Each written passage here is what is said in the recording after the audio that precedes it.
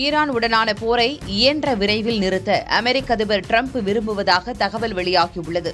இதற்கு வசதியாக ஹோர்முஸ் நீரிணை விவகாரத்தில் ஈரானுக்கு தொடர்ந்து அதிக அழுத்தம் தருவதை நிறுத்திக் கொள்ளவும் அவர் முடிவு செய்துள்ளதாக தெரிகிறது.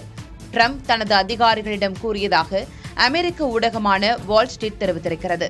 எனினும் வளைகுடா பகுதியில் அமெரிக்கா படை பலத்தை குவித்துள்ள நிலையில் தரைவழி தாக்குதலுக்கு தயாராவதாகவும் இன்னொருபுறம் செய்திகள் வெளியாகின.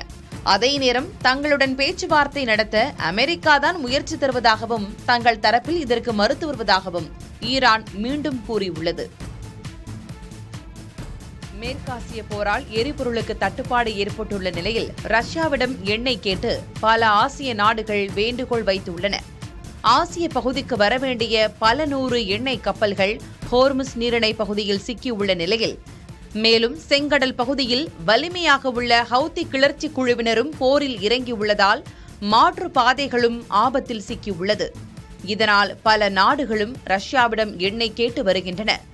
ஆனால் பல எண்ணெய் ஆலைகளை யுக்ரைன் அழித்துவிட்டதால் போதிய அளவு எண்ணெய் உற்பத்தி செய்ய முடியாத நிலையில் ரஷ்யா உள்ளதாக கூறப்படுகிறது.